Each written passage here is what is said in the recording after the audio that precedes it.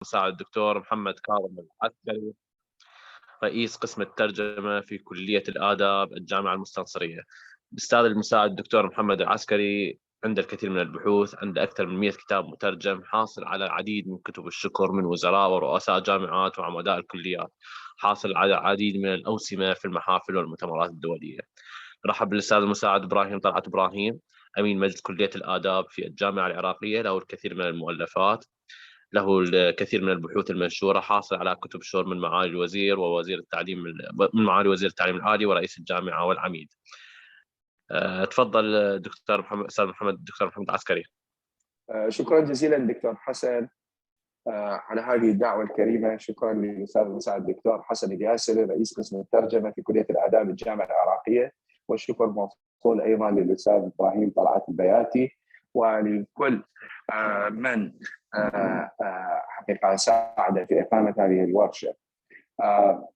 يعني اليوم احنا راح يكون يعني حسب ما عرفت من الأستاذ إبراهيم الوقت اللي عندنا هو وقت يعني محدود، لذلك نحاول نختصر يعني as much as we can hopefully, and to talk of course such an important topic which is remote simultaneous interpreting cannot be of course told cut.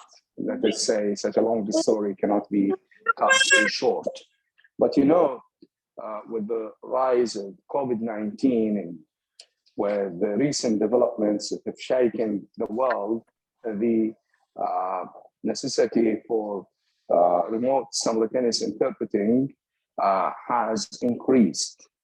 And hence, of course, a lot of platforms, even in the mid-2010s, I would say, have appeared, not only with the appearance, not only with the advent of COVID-19. And remote simultaneous interpreting is, of course, is simultaneous interpretation, which we all know how complex it is, how intricate it is. But usually the setting we will have every person, including interpreters, of course, will receive a video or audio feed virtually.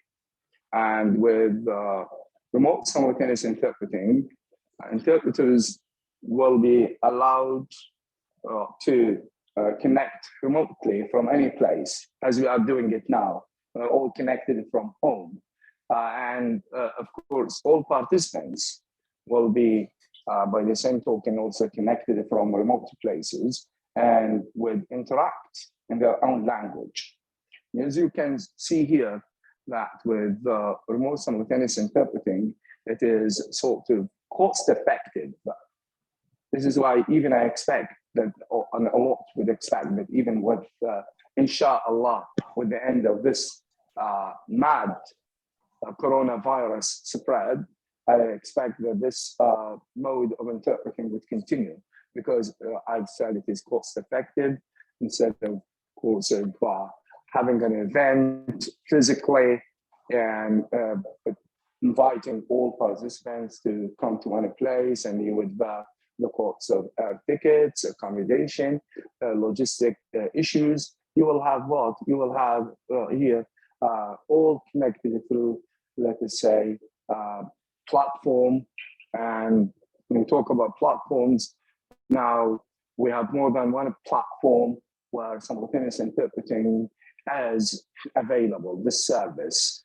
And I guess now a lot are mindful of the most common platforms that we have nowadays, like, for example, the Zoom, which we are right now using.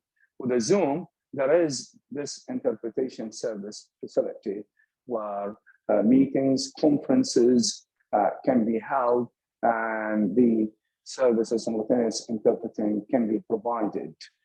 And ever since the COVID-19 appearance, there has been indeed countless number of events which have been organized throughout the globe where the remote simultaneous interpretation service has been used.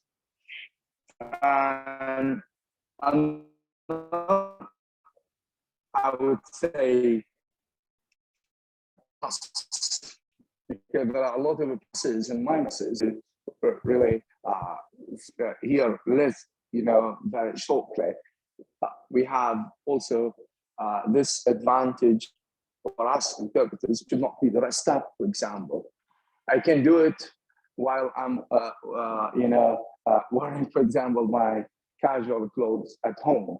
While we know that with normal physical events, we've got to be dressed up, we've got to have a certain code of dress, like formal means credentials and formal conferences. So this is another plus, this is another positive of remote simultaneous interpreting. With of course, with this service, also there are a lot of bottlenecks, I would say, and a lot of challenges, and they would include the issues related to technology.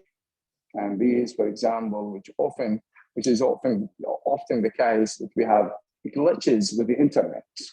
And these glitches would impede the reception of good sound quality. And when you have, of course, poor sound quality, you as an interpreter would stand helpless to transfer or to do your job as an interpreter, what to do. Because we often, even in Iraqi dialect, we say, "Antini صوت أنطيك ترجمة." I myself have experienced this a lot of, in many a case where it would be next to impossible to hear the sound of the speaker. In such a case, what would you do? Of course, you would stand helpless and you cannot do anything about it. One of the redemptions suggested is to, for example, raise a red flag and just ask the hosts or the organizers, those who are responsible, to ask the speaker to tackle the issue from their end, which is, of course, not always the case. It is not always be easy to resolve. So this is one of the main challenges that we often face. Another challenge would be that we simultaneous interpreters are assigned here not in teams, not in pairs. So they think that one would be fair enough to do the job, while the event might run for 3 hours. And imagine, of course, this would be a sort of, let us say, a pressure and really a kind of genetic pressure on the interpreter. So the direction of the solution is always also to have at least 2 interpreters who would do the job in turn, because even it is done remotely, but you would need, of course, to have a break, to free yourself from certain stress in order to have a very good performance. So this is, identified with, of course, experience. I always argue that in order to have, a good theory of to approach any issue, that you must practice, you must have hands-on. Because theory is the product of practice. So there have been a lot of studies conducted in this respect to highlight issues related to stress and performance in RSI and remote simultaneous interpreting, and there have been a lot of solutions proposed. One is, of course, to have, let us say, breaks, especially now we have what is called webinars, and with webinars, the span would be longer than simply meetings, Zoom meetings. So one of the platforms, of the very common platforms outside is Zoom. Another would be WebEx. WebEx platform is also very renowned, and now there is a tendency by a lot of international organizations a lot of event organizers, conference organizers to opt for WebEx, because WebEx, they claim, is more secure than Zoom. However, with WebEx, also there are some glitches, some technicalities that might rise, and it will be also very difficult for interpreters and that end to resolve. So I hope that our students will be acquainted with using these platforms, and they will be trained enough as to be able to really master the use of these platforms. And usually, for those who have not experienced, I'd like to ask questions, and I'd like to have this interactive. However, because I believe that the host has muted everybody, so that you might reply in the chat if you like. I'd just like to ask the participants whether you have experience, you have tried remote simultaneous interpreting before. Have you, any of the participants have tried this before, remote simultaneous interpreting? Okay, it seems that no one has experienced remote simultaneous interpreting before. Okay, so with this mode of interpreting, we should know that there are, of course, let us say, a lot of challenges that I've mentioned, only a few, because I know that time is very sticking. Among them is, of course, psychological factors. Psychological factors such as fatigue, high levels of stress, and maybe even lots of motivation, because you are not being there, not being in the event. The speakers are not close to you. Usually with the normal simultaneous interpreting, we would have, for example, screens. We might also see the speakers beforehand. We might have chance the chat to be introduced about the issues, about the remarks that will be delivered by the keynote speakers, by the speakers, by the participants of the event. With this, no, I think there is a very big barrier that sometimes it is quite difficult to break while you are there sitting remotely doing your job. And you might, of course, here be sometimes, even liable or subject to different errors and issues. And this is why I would say always we need training on the use of the platform in order to become familiar with the layouts there. Because I myself, as an interpreter who has tried this a lot, and ever since the outbreak of this pandemic, really I found it very interesting to get myself accustomed to these new tools that would certainly decrease stress and fatigue. So what we need here, I would highly recommend that teachers of simultaneous interpreting, to teach our students this mode of interpreting, which has become, of course, of a great momentum recently because of COVID-19, and I expect for economic reasons, this mode would be adopted for long, and it would be a very good replacement of the traditional mode of simultaneous interpreting. Because now they believe, studies which have been conducted, they believe that more than 93% of the events where simultaneous interpreting is needed are conducted virtually. So you can imagine how important. Of course, this is according to reports of AIC. Are you familiar with AIC?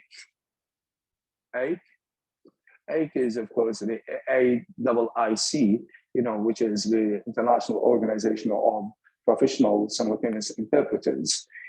And they would really use this sort of conferencing, and I would use these systems. With this sort of RSI, we would not really need equipment.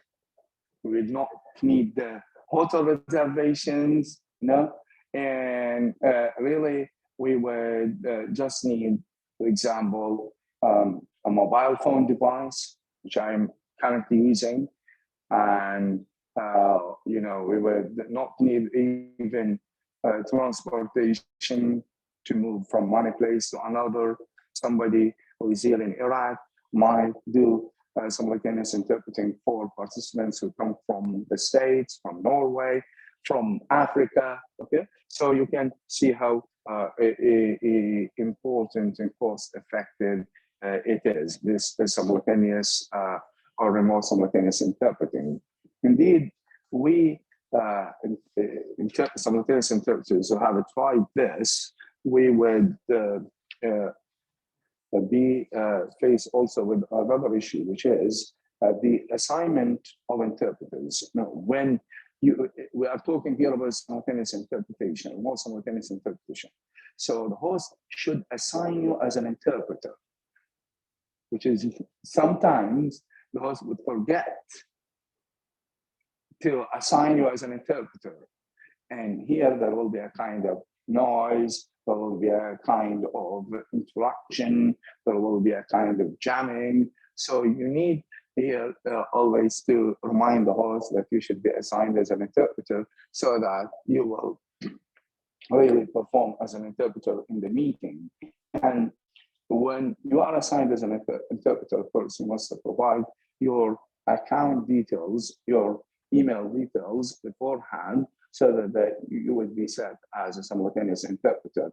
And if you have also a backup interpreter with you, a co-interpreter with you, you will also need to ask the host to assign you both as interpreters. The host would prefer to use one account for both interpreters, and here you can ask, for example, the host to use your own account for both interpreters. I would say that, of course, a lot of issues with remote simultaneous interpreting, because I would try this myself.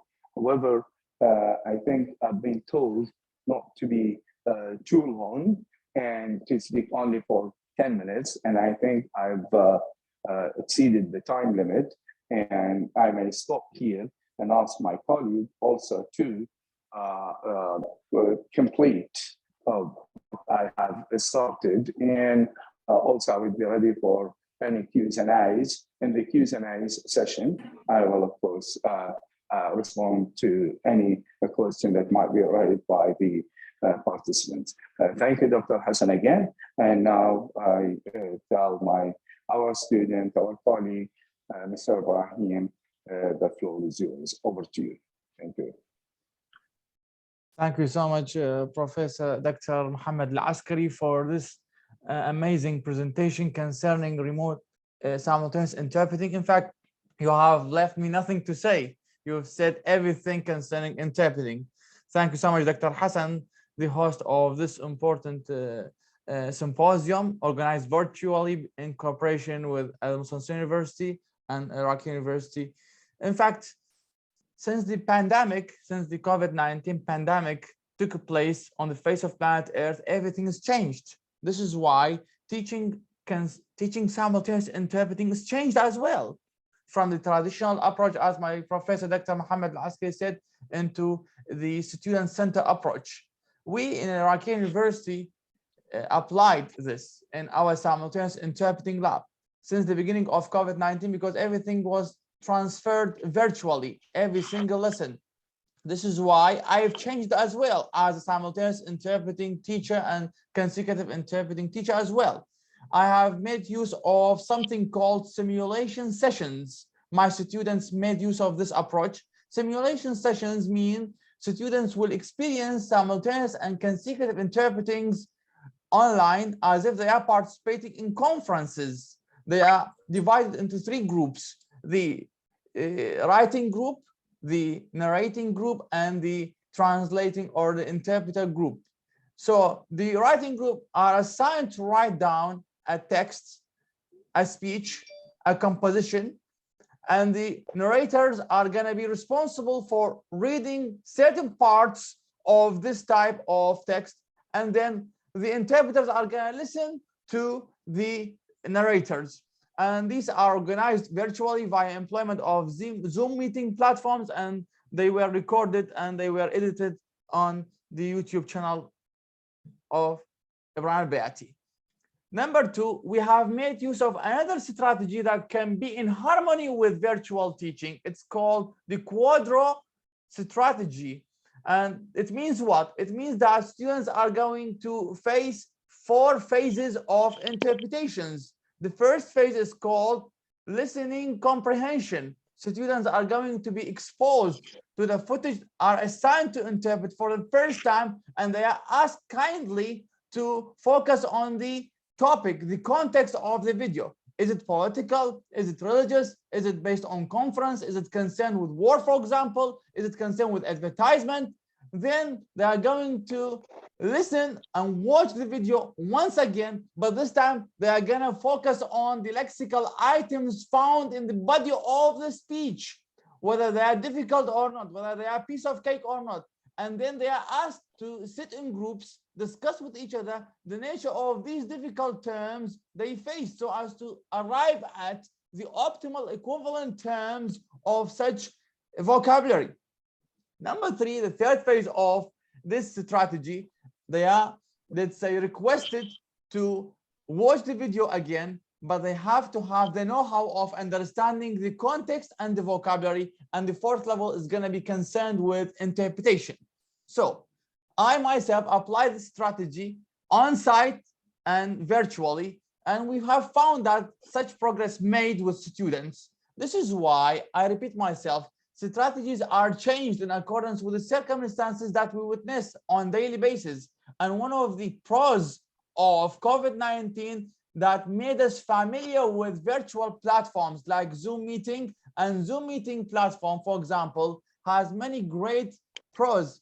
Professor Dr. Muhammad Al-Askari interpreted the entire presentation of Noam Chomsky hosted by Al-Mustansir University simultaneously via employment of Zoom meeting. And I was one of the attendees of this important event that happened last year.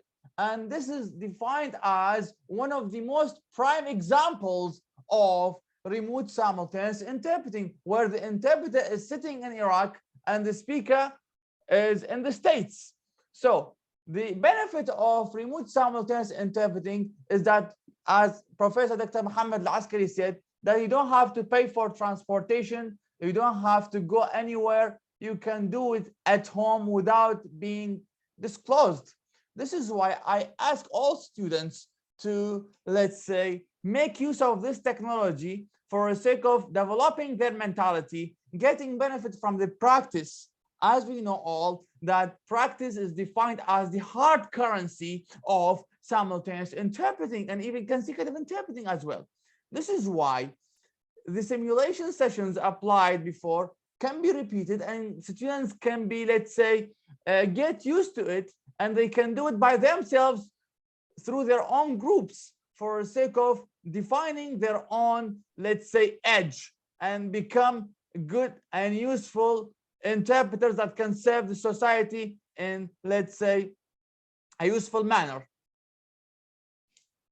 And in addition to that, we have to talk about the issue of team working as well, and remote simultaneous interpreting. Remote simultaneous interpreting requires some sort of backup. What does this mean? For example, when someone interprets simultaneously for a speaker who is far from him, there must be some sort of communication. Why? Because the interpreter can't contact with the speaker who is living very far and who is speaking through different means of communication. There might be a possible strategy of having, let's say, a helper who can help him, especially in writing certain important topics that the interpreter can't, let's say, get. Why? Because Iraq is suffering from real setback in internet service. Unlike other states like UK, and even the US. Our internet service is not promising. Therefore, there might be some sort of, let's say, cutoff in the internet service. There might be some sort of voice blurring and other, let's say, negativities. Therefore, the interpreter can get a help, and this helper can, let's say, focus on the speaker's words, especially when he speaks about certain data, certain years, names, let's say statistics. This type of service can help the interpreter on the ground to arrive at better product and arrive at better interpretation. This is one of the, let's say, strategies used in, let's say, developing simultaneous interpreting experience. As we know that practice is defined as the hard currency of simultaneous interpreting. With this point, I presented my own topic, and now I'd like to ask Professor Dr. Hassan Al-Yasiri to, let's say, speak about the points raised by the participants. If they have any question for me or for Professor Dr. Mohammed Al-Askari, we are more than, let's say, happy to listen to them. Dr. Hassan, are you listening to me?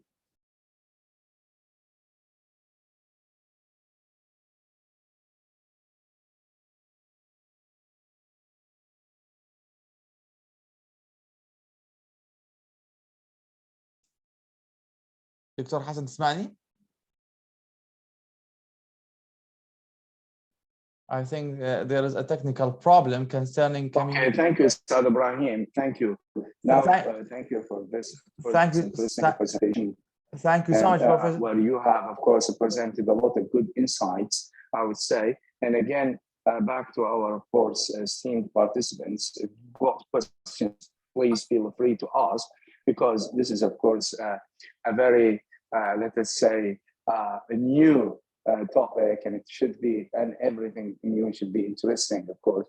I guess now it has received the attention and the heat of a lot of people around the globe, because we said that now this is the way we connect. This is the way where simultaneous interpreting can help bring people together. And we have proven as simultaneous interpreters our, let us say, importance and significance. The message that we have really got across to the world that we simultaneous interpreters are important. Without this, a lot of this communication would have been doomed. But thanks to the efforts of simultaneous interpreters, actually a lot of communication has been eased, and a lot of meetings, ideas have been exchanged and held. So هي قلنا هي simultaneous interpreting من أماكن بعيدة يعني remotely جدا هي تكون مهمة خصوصا بهذا الوقت.